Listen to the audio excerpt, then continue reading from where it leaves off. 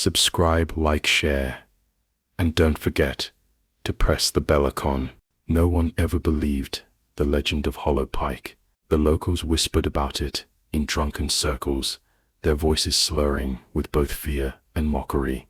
Only at midnight, they'd say, when the moon splits the sky and the clocks freeze at 12. That's when it shows itself. Of course, no map ever showed a road there, just dense forest land that stretched on for miles beyond the last known streetlight on Thatcher's End.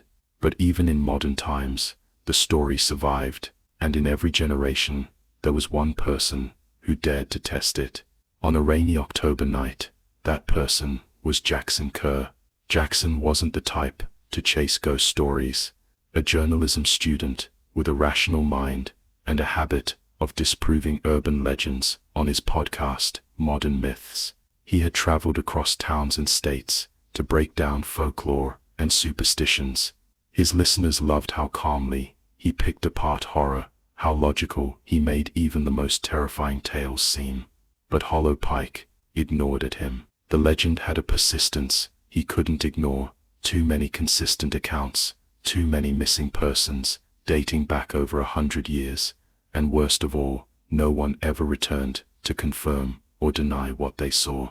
His research led him to the town of Winslow, where the forest surrounding Hollow Pike grew thick with age and silence.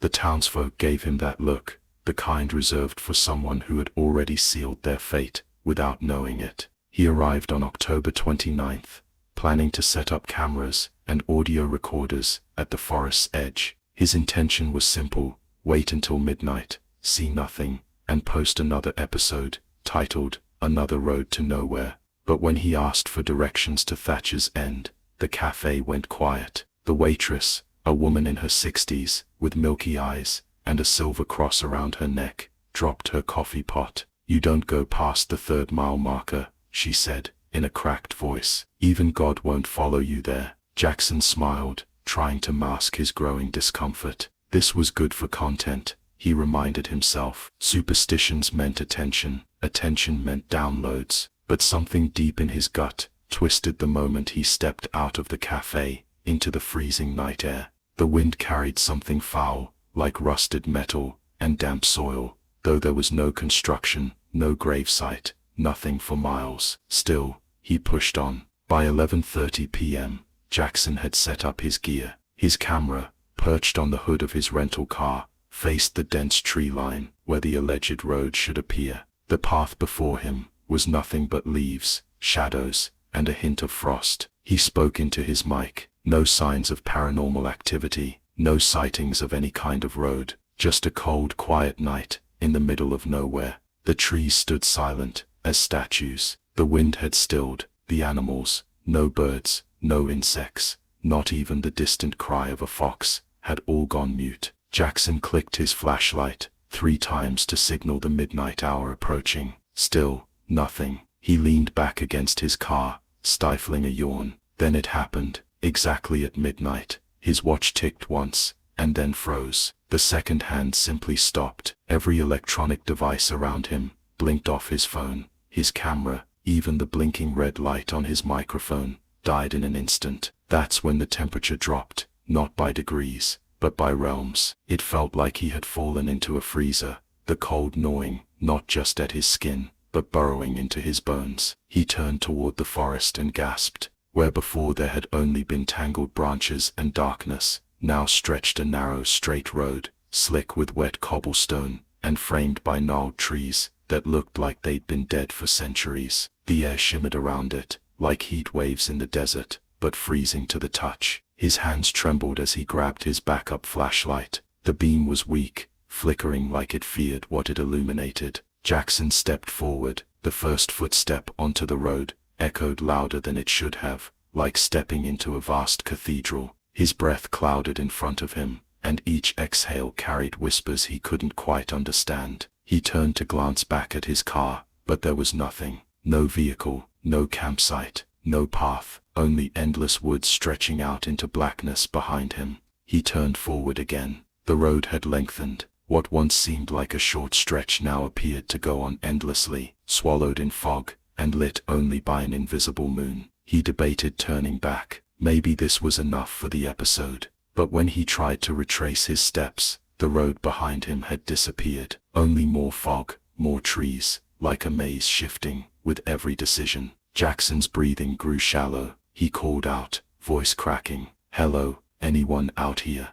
The fog replied with laughter, not childlike, not human, something else, something that mimicked human tones, but didn't belong to any living creature. He ran. The deeper he went, the more the road changed. It began to rot beneath his feet, patches of the cobblestone crumbling, to reveal black mud, writhing with pale finger-like roots that curled toward his boots. On either side of the path, twisted trees bore no leaves, only faces, hundreds of them, some screaming in silent agony, some watching with blank stares. Their bark shifted when he passed, their mouths stretching open as though trying to form words. One whispered his name, Jackson. He fell, scrambling backward in horror, the light from his flashlight flickering wildly. He pointed it at the tree. The face was gone, just rough bark again, but the voice had sounded too real, not imagined. He pushed forward. The whispers increased. The whispers increased. They told stories, fragmented tales of people who had walked this path before him. A child named Leduel, who vanished in 1927. A hunter from 1963. A group of teens in 1989, who dared each other to find the road. None returned. The road remembered them all, and now it remembered him. His name echoed through the fog in voices not his own. Some screamed it, some wept, others laughed as if they'd won a game he didn't know he was playing. He began to cry, panic fully consuming him. This wasn't just a haunted road, it was something older, something sentient. It chose who saw it. It lured people with legend, then fed off them. Their memories, their identities, even time bent to its will. His watch still stuck at midnight, ticking now in reverse. He could feel his memories unraveling, slipping away with each step. What was his mother's name? What year was it? Why had he come here again? Then he saw it. At the end of the path, or what he believed to be the end, stood a figure, not moving, not breathing, just standing tall, faceless, draped in a black coat, soaked in dripping shadows. Around its feet, the road pulsed like a living vein. Jackson froze. The figure raised an arm and pointed, not ahead, behind him. Jackson turned, expecting to see another horror, but found only an old sign buried in vines. He pulled at them, until the metal creaked, and revealed rusted words. "Welcome back, Jackson." He hadn't come to Hollow Pike to investigate. He'd come home. The moment Daniel crossed the threshold of midnight, and his tires touched the road's oddly smooth surface again, a jolt surged through his body, not physical, but emotional, almost spiritual. The surrounding landscape twisted into something unrecognizable.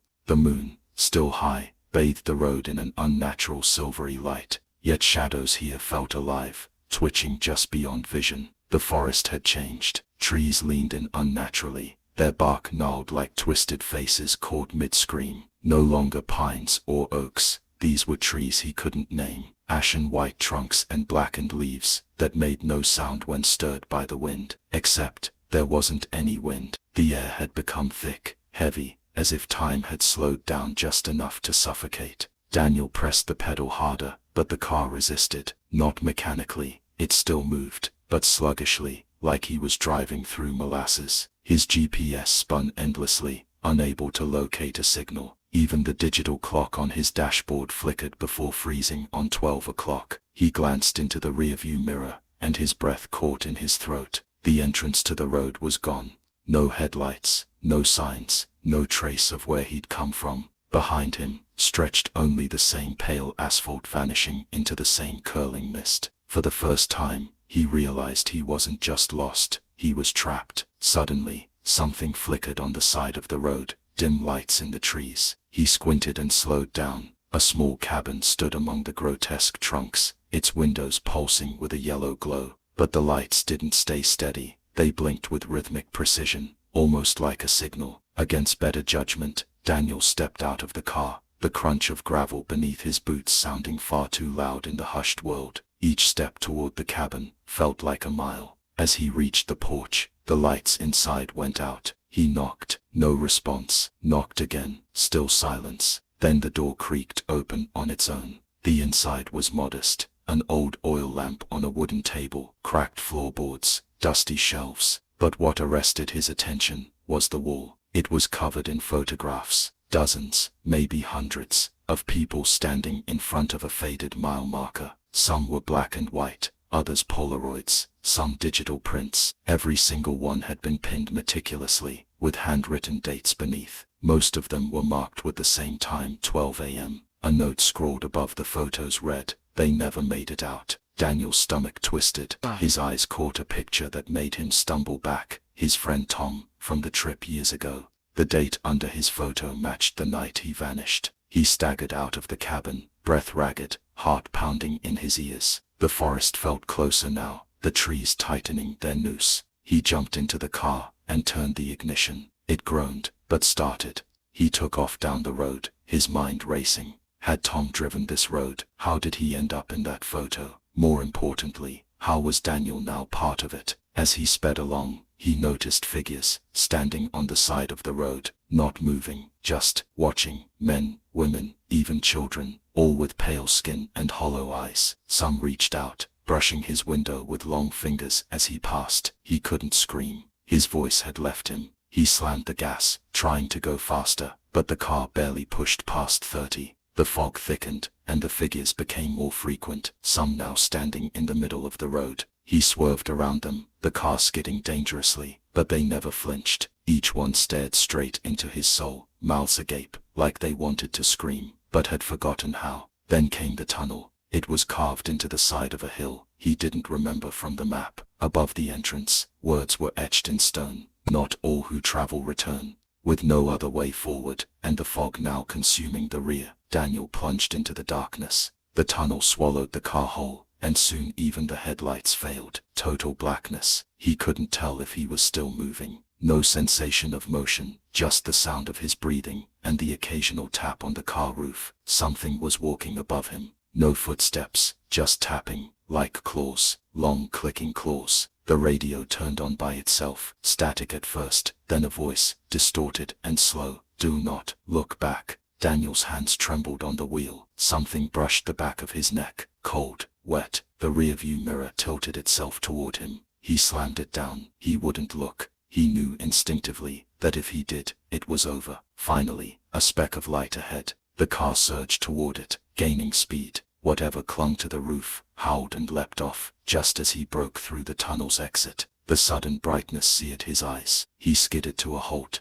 gasping, blinking against the return of the moonlit road. The forest returned to its original shape. The bark looked normal, the trees familiar. No fog, no figures. The dashboard clock clicked forward, 12:01 a.m. But he wasn't relieved. He pulled over to collect himself. When he looked up, he saw another vehicle up ahead. Old rusted, a sedan with one door open, no driver in sight. He stepped out cautiously and approached. Inside was a faded Polaroid photograph, sitting on the front seat of him, standing outside the cabin, the same one he'd just visited. A note on the back read, "Welcome back." Before he could process the message, his car's engine turned on by itself. Headlights glared. The radio screamed white noise. Doors locked. As he ran toward it, a figure appeared in the driver's seat, his own reflection, staring at him with a crooked grin. Then the car drove off into the mist, vanishing around a bend. Daniel was left on the road, alone. The sound of tires on gravel behind him made him turn. Another car was approaching, headlights slicing through the darkness, just like his hat. It slowed down. A young woman inside looked terrified, clearly unsure why her GPS had brought her here.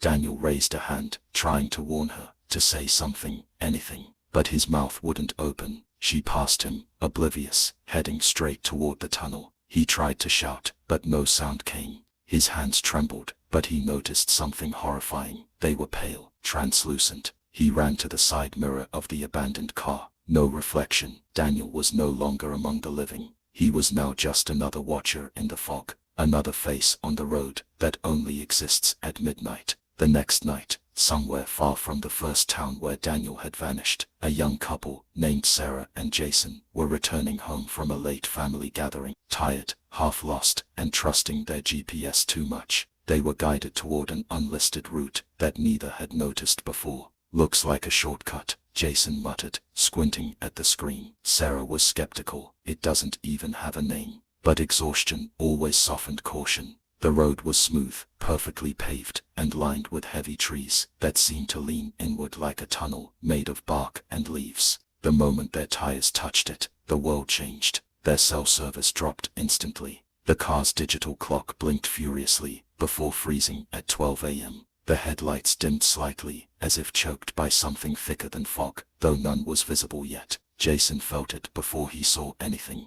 The creeping, crawling sensation of eyes watching them from behind the bark, from between the trees, from under the ground. Sarah rolled her window up. "Something feels wrong," she whispered. Jason nodded, for once unable to mask his nerves. "Let's just get through this." The further they drove, the more distorted the world became. The trees outside warped into unnatural shapes, their limbs elongated like arms reaching inward. The radio emitted garbled whispers. Neither dared tune it, yet the volume rose on its own. A woman's voice repeated a chilling phrase, slow, deliberate, as if from underwater. "You've been here before." Sarah reached out and shut the radio off, but the voice continued, now not from the speakers, but seemingly from the air itself. The temperature in the car dropped rapidly. Their breath fogged up the windshield. Jason turned on the heater, but only static came through the vents, static and faint breathing. Then the fog appeared, thick, yellow-white mist that surged from the trees like living smoke.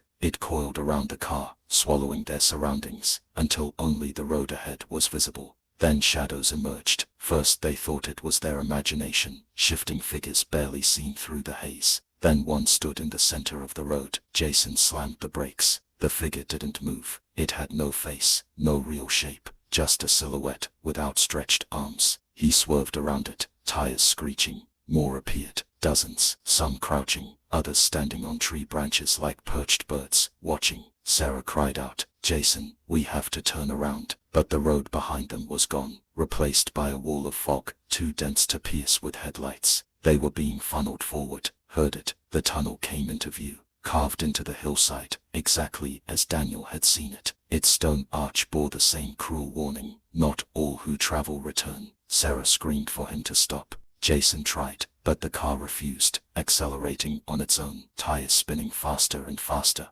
The headlights flickered as they entered the darkness. Inside, the air was colder than ice. The walls pulsed like muscle. Wet sounds echoed. Jason gripped the wheel as Sarah cried, her voice drowned by the sudden blaring of the radio. White noise, then laughter, children laughing, then screaming, then silence. They burst out the other side of the tunnel, nearly spinning out. But the landscape was not the same. It looked like the town they'd come from, but older, emptier. The buildings were there, but all the lights were out. The streets were vacant. A newspaper blew across the road and slapped against their windshield. Jason turned the wipers on, and Sarah peeled the paper free. The date read, March 4th, 1976. They stared in disbelief. The car slowed down on its own again, stopping in front of a theater. The marquee was shattered. The letters faded. It looked abandoned for decades. Yet the front door swung open, creaking, as if expecting them. Jason shut the engine and turned to Sarah.